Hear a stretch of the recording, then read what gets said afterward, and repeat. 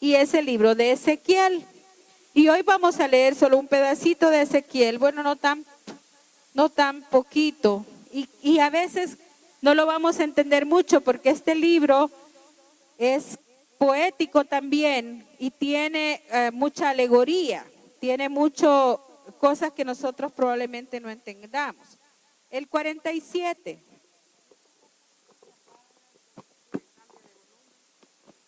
Bien, el 47, capítulo 47 de Jeremías, perdón, de Ezequiel.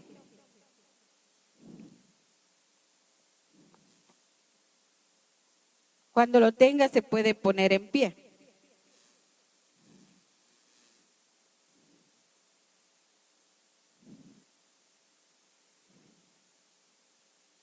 Ezequiel también profetizó muchas cosas de las que pasaron después también, igual que Jeremías. 47 del libro de Ezequiel. ¿Ya lo tienen? Amén. Leemos entonces la palabra del Señor en el nombre del Padre, del Hijo y del Espíritu Santo. Me hizo volver luego a la entrada de la casa. Y he aquí aguas que salían de debajo del umbral de la casa hacia el oriente, porque la fachada de la casa estaba al oriente, y las aguas descendían de debajo hasta el lado derecho de la casa al sur del altar. Y me sacó por el camino de la puerta del norte y me hizo dar vuelta por el camino exterior fuera de la puerta al camino de la mirada al oriente, y vi que las aguas salían del lado derecho. Y salió el varón hacia el oriente llevando un cordel en su mano, y midió 1000 codos y me hizo pasar por las aguas. ¿Hasta dónde? Hasta los tobillos. Vamos a ver 4 espacios ahí. Este es el primero. Lo hizo pasar por las aguas hasta los tobillos. Midió otros 1000 y me hizo pasar por las aguas. ¿Hasta dónde? Hasta las rodillas. Midió luego otros 1000 y me hizo pasar por las aguas. ¿Hasta dónde? Hacia los lomos, o sea, aquí cerca del cuello. Midió otros 1000 y era ya un río que yo no podía pasar porque las aguas habían crecido de manera que el río no se podía pasar sino a nado. Vamos a orar. Gracias, Padre Celestial, por esta tarde. Gracias por esta lluvia, Señor, que le va a hacer tan bien a los agricultores. Señor, bendice tu palabra. Ayúdanos, Señor, a que este río se convierta también en nuestro corazón y que podamos nosotros tener el río de Dios en nuestra vida, corriendo y fluyendo, Señor. Padre, ayúdanos, enséñanos, perdona mis pecados, límpiame con tu sangre bendita. Y Señor, ábrenos el corazón y el entendimiento para poder saber qué es lo que quieres decirnos hoy en esta tarde. Gracias, Padre, en el nombre de Jesús. Amén. Hablemos un poquito del libro de Ezequiel. Ezequiel habla también sobre la cautividad. Acuérdense que hemos venido viendo una serie de mensajes donde el pueblo de Israel, después de estar tan rebelde y que Dios le dio un montón de oportunidades en el desierto y en todo eso, ellos igual no entendieron la voz de Dios y se corrompieron y hicieron lo que ellos querían. Entonces aparecen los profetas hablando, diciéndole a la gente lo que Dios quería decirles, y era que se arrepintieran. Pero la gente siguió igual. El pueblo de Jerusalén no quiso atender la voz de Dios.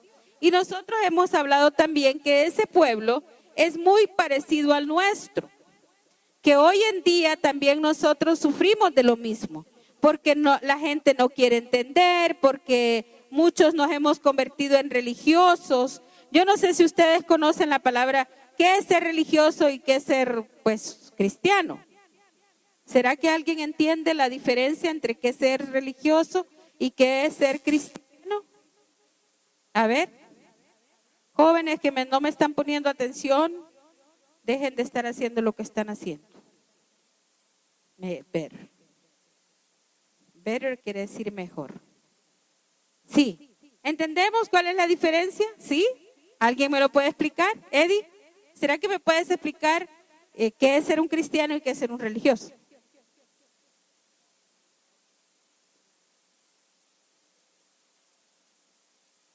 ¿Es seguir? Así es.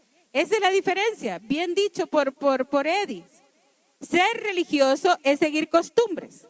La gente que es religiosa es aquella gente que va a la iglesia por costumbre, pero que en realidad cuando llega a la iglesia se siente bien, pero cuando regresa a su casa el gozo no lo tiene.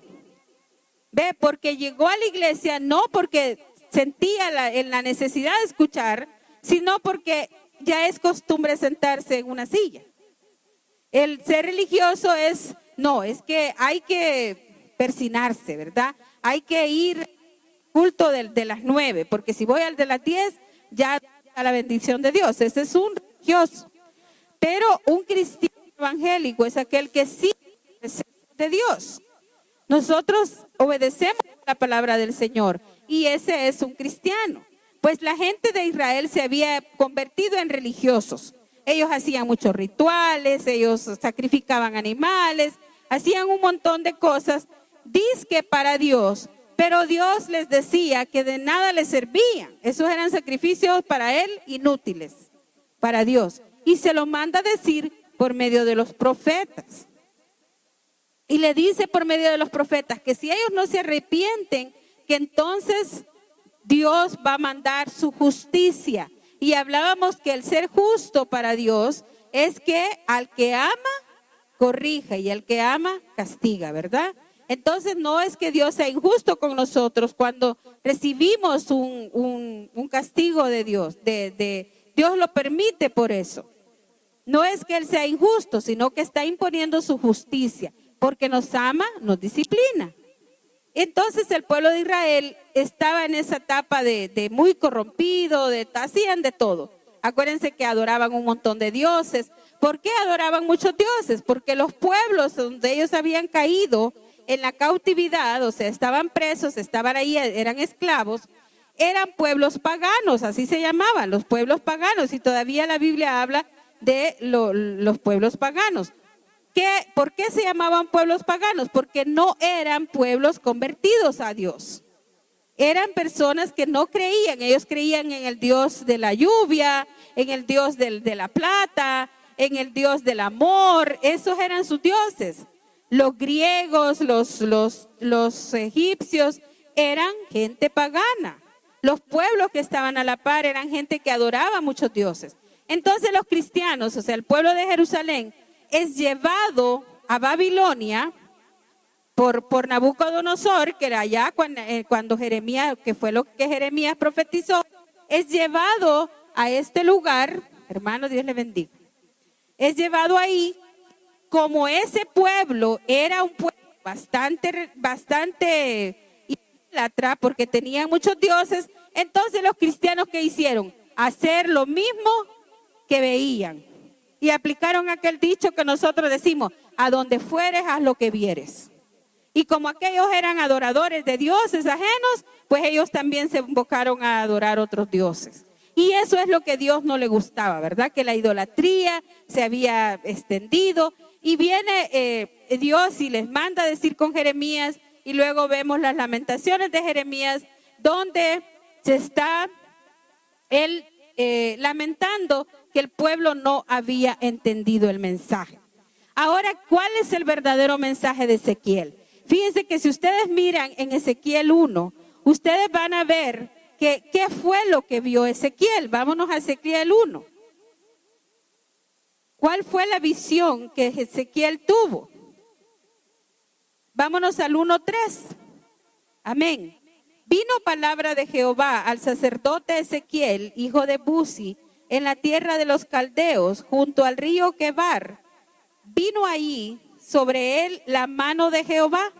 Y mire lo que vio Ezequiel.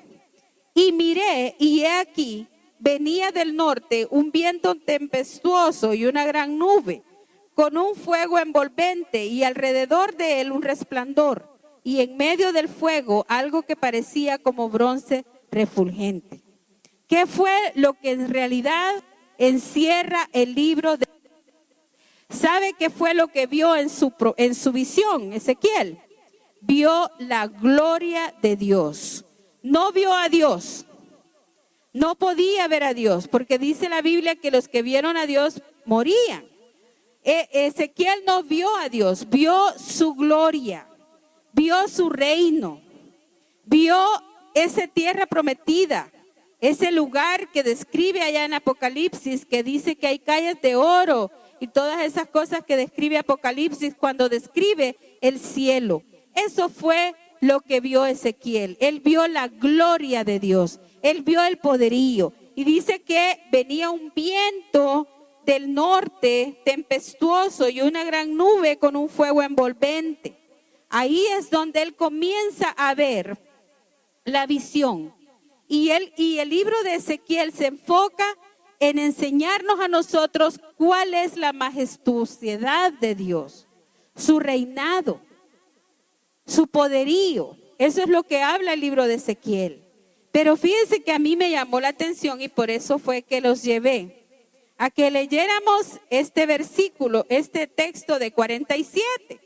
Y ustedes les dije que pusieran atención cuando estábamos leyendo, los hice que repitieran, para que pongan atención que en el 47 Ezequiel tiene otra visión. Y esta visión se refiere al agua, al mismo río, el río de Dios.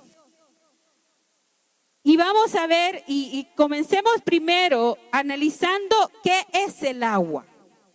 El agua es importante para nosotros, ¿no es cierto? El agua es vida. ¿Qué pasaría si no tomáramos agua? Nos morimos de una insuficiencia renal, de algo, pero de que nos vamos a morir, sí, de los riñones. Porque el agua es vida para nosotros. También el agua no solamente es vida para nuestro cuerpo, sino que también nos limpia. Nosotros nos bañamos, ¿verdad? Para estar limpio nuestro cuerpo nos bañamos con agua. Nos lavamos las manos para quitar las bacterias, la usamos el agua. Entonces el agua no solamente es vida, sino también purifica. Es purificador. Si yo tengo mucha grasa en mi cuerpo, tengo que tomar mucha agua. Porque entre más agua tengo, es como que el cuerpo está diluyendo toda la grasa. Cuando yo como siempre he sido gordita, siempre he andado metida en eso de las dietas. Y siempre dice, ¿quiere adelgazar? Tome agua. Porque cuando usted toma agua, es como que está limpiando todo lo que tiene por dentro sucio. Entonces el agua significa vida. Y aquí nosotros vemos en el 47, 3, y salió el varón hacia el norte llevando un cordel en la mano y midió 1000 codos y me hizo pasar por las aguas. Bueno, ese ya era el del tobillo, ¿verdad? Y me sacó por el camino de la puerta del norte y me hizo dar la vuelta por el camino exterior fuera de la puerta. Y vi que las aguas salían del lado derecho. Está hablando de un río, está hablando de un agua. Porque si ustedes se fijaron que dice que de repente el río, ya él no lo podía cruzar en el 4. Veamos que en realidad, cuál sería el mensaje que Dios quiere darnos a nosotros por medio de esta profecía. Fíjese, cuando el Señor dice hasta los tobillos, vamos a ver.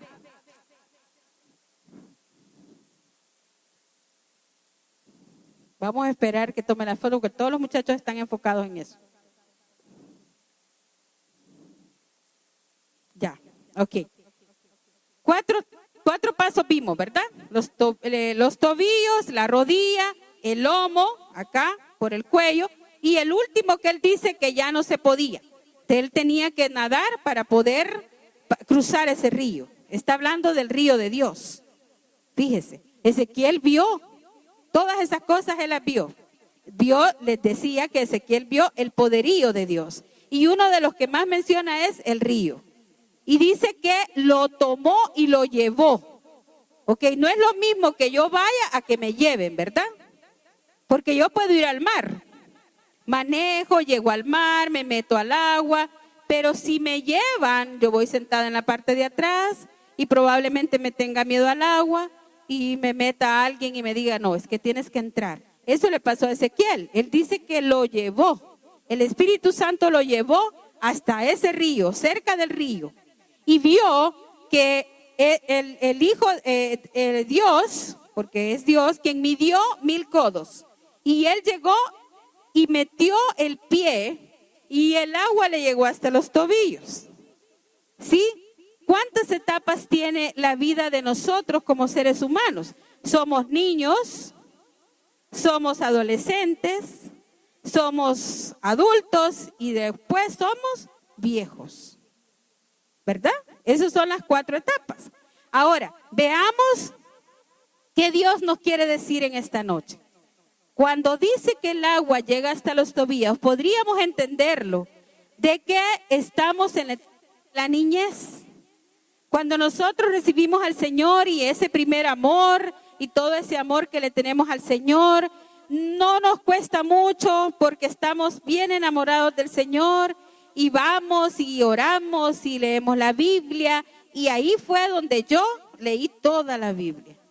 En esa etapa, cuando el agua me llegaba hasta los tobillos, había ahí un riesgo de que yo me ahogara. Si el agua le llega a los tobillos, ¿será que se puede ahogar? No, ¿verdad? No había mucho riesgo que me ahogara. Entonces quiere decir que yo también estaba muy cómoda, me gustaba pues el estar ahí en la iglesia, me gustaba la vida cristiana, ya había aceptado al Señor, pero no había mucho compromiso con Dios, porque yo estaba en la etapa de los niños. Mire, niñez no es mala, ¿o será que ser niño es malo? ¿Será que no es malo? Los niños son juguetones, saltones, andan con una paleta todo el tiempo, comiendo dulces, y hablan con la boca llena y muchas veces comen hasta demasiado. Y así somos los cristianos cuando llegamos al principio de la iglesia. ¿Sí? Pero ¿qué pasaría si todo el tiempo usted mira a un niño como Edis, como Oscar, un muchacho ya, siempre con su paletita, siempre corriendo por todos lados, ¿verdad? Con el pantalón aquí de lado. ¿Qué pasaría? Usted diría, no, ese niño tiene un problema en la cabeza. Sí, porque su cuerpo creció, pero su mente no creció. Siguió siendo niño. Y eso es lo que nos pasa a muchos cristianos, que nosotros no escalamos el peldaño. Nos quedamos en la etapa de la niñez, en esa etapa donde todo es color de rosa, pero compromisos no hay. Porque nosotros somos niños. A un niño usted no le puede poner a dar clases de escuela dominical, no lo puede poner a predicar. Es raro los niños que predican. ¿Sí? Pero usted dice, no, pero es que está muy pequeño para ponerle semejante compromiso. Entonces, esa es una de las etapas. Cuando el agua le llega a los tobillos, está cómodo, no hay compromiso en la iglesia, usted vive feliz. Y viene la segunda etapa, cuando el agua le llega hasta la rodilla. Y pensemos en un adolescente. ¿Cómo se comporta el adolescente?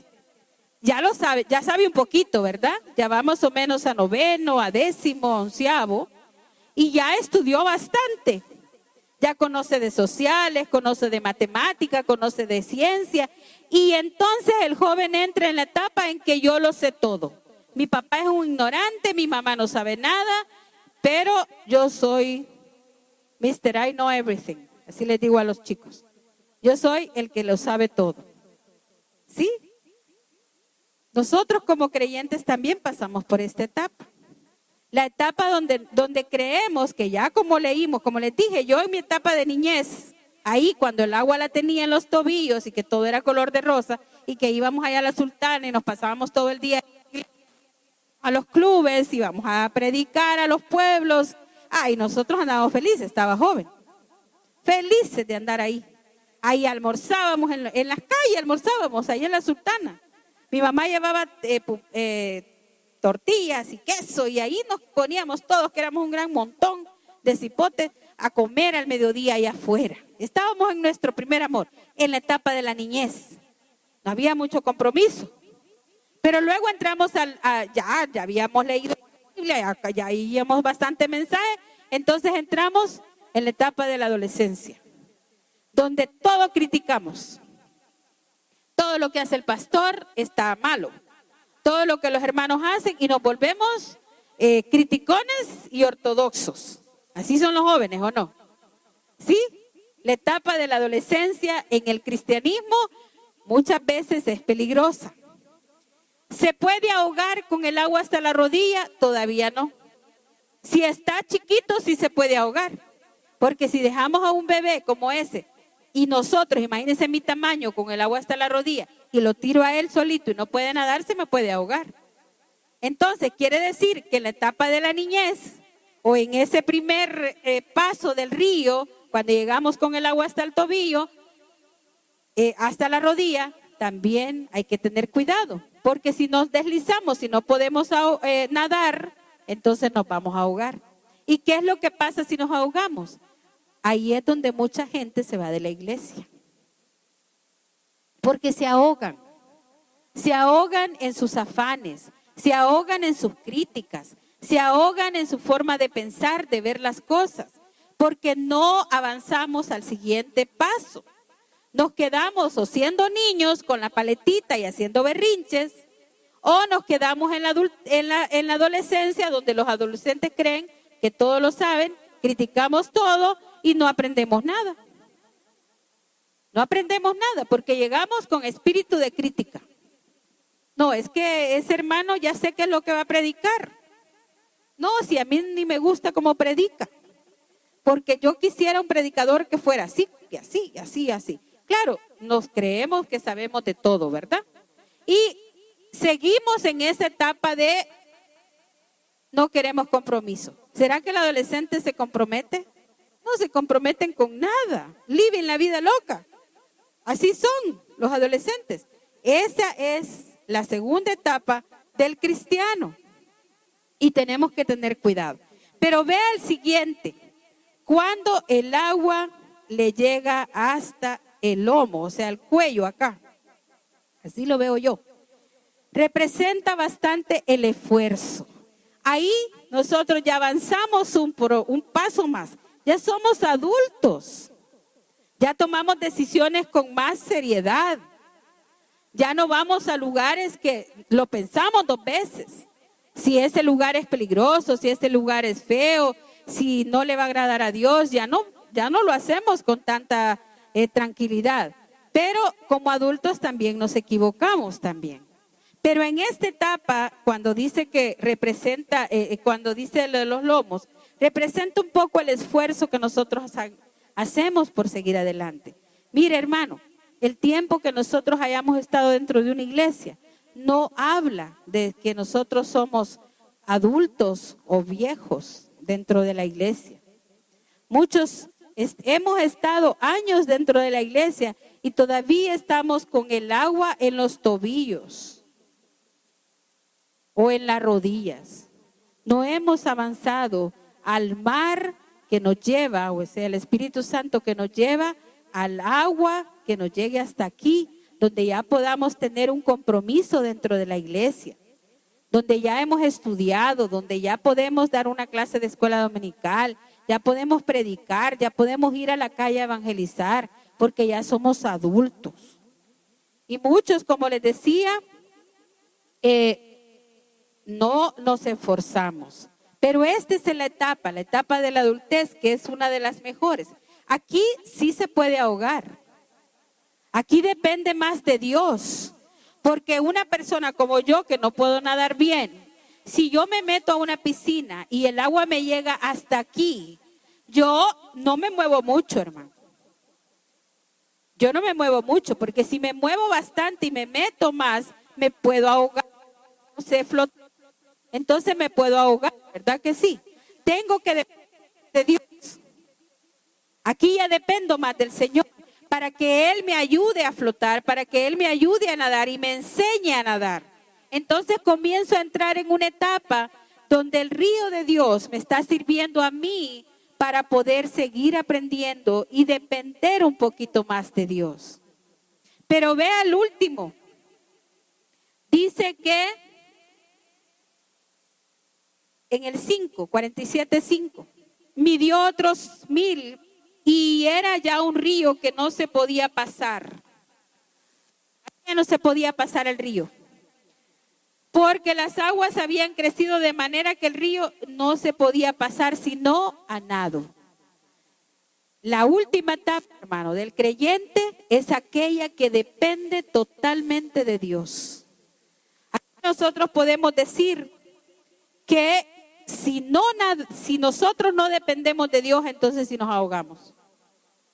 Si el agua ya subió hasta aquí, ya nosotros lo único que nos queda es decirle, Señor, ayúdame. Así como hizo Pedro cuando vio la tempestad y se estaba hundiendo. ¿Qué fue lo único que hizo Pedro? Buscar al que le podía ayudar. En esta etapa es la etapa donde nosotros dependemos totalmente de Dios. Nuestras decisiones están basadas no en emociones, como en la adolescencia, sino en una total dependencia de Dios. No podemos hacer algo si no está en lo que Dios nos quiere decir. No nos movemos si Dios no nos dice que nos movamos. No hacemos si Dios no nos dice que hacemos. Esta sería la etapa donde nosotros tuviéramos más comunicación con Dios. Nosotros le pedimos al Señor más tiempo, oramos más tiempo. En cualquier lugar donde andamos siempre decimos, Señor, que sea tu voluntad. Señor, de verdad que quiero hacer tu voluntad. Yo comentaba algo que quizás no debería de hacerlo, pero comentaba que muchas veces yo me admiro cómo la gente dice depender de Dios. Pero cuando Dios habla, entonces como que la voz de Dios se pierde y no la escuchan. Y he visto muchas familias decir, bueno, me voy a mover para Estados Unidos. Si las cosas me funcionan a mí allá y Dios lo permite, entonces me quedo. Pero cuando allá las cosas les van mal, no encuentran trabajo, no les dan una visa de trabajo, entonces dicen, me quedo ilegal. Cuando después decían, me voy a regresar, si el Señor no permite que yo agarre papeles, me regreso, pero me quedo ilegal. Entonces, ¿dónde está la dependencia de Dios? ¿Verdad que no hay dependencia de esa forma? Porque en realidad no estamos dependiendo de Dios, estamos haciendo lo que nosotros queremos hacer y no lo que Dios nos está diciendo. Mire, hermano, yo recuerdo al hermano David Rodríguez, que fue nuestro pastor juvenil cuando nosotros estábamos aquí en la Sultana. Pues ya está viejito, predica en Canadá. Él era nuestro pastor juvenil y nosotros pertenecíamos a los valientes de David. Y no era porque él se llamaba David, sino que a él le gustaba David mucho y así se llamaba el club, los valientes de David. Y ahí estábamos. Y siempre los valientes de David decía él, cuando daba sus mensajes decía siempre, si Dios, ¿cuál es el termómetro? Decía él, de medir si Dios está de acuerdo en lo que vos vas a hacer. Simplemente todo te va a salir bien. Todas las puertas se te van a abrir. Pero si Dios no está de acuerdo, nada te va a salir bien. Y ese es el termómetro para medirlo. Pero nosotros muchas veces Dios hace eso. Nos cierra las puertas y nosotros simplemente olvidamos que le pedimos a Dios su guía. Y seguimos haciendo lo que a nosotros nos complace. La condición es nadar. Eso es lo que dice. Él tenía que nadar. Tenía que cruzar el río nadando. Y si usted no puede nadar, hermano, si usted no ha aprendido a nadar aún, se va a ahogar. Se va a quedar. No va a poder llegar a ver esa tierra prometida porque usted no ha aprendido a nadar lo suficiente. Y no va a recibir las bendiciones de Dios. Porque después de un río tiene que haber una salida para allá, ¿verdad? Una ribera del río al otro lado. Pero para cruzar el río de Dios, nosotros tenemos que nadar con Él. Y que sea Dios el que nos enseñe a nadar. Los ríos, el río también representa la vida en el Espíritu Santo. No quiero que lo busque, pero se lo voy a leer. En Juan 7:38 dice, el que cree en mí, como dice las Escrituras, de su interior correrán, ¿qué? Ríos de agua viva. Habla otra vez del río, ¿se fijan? Y hay otra parte también que habla del río. Creo que es Juan, aquí lo anoté, Juan 4:14. Ese sí búsquelo, vamos a ver Juan 4:14.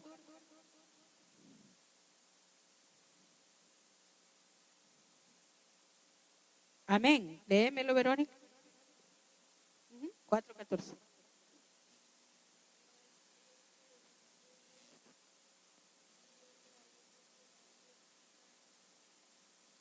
Si no.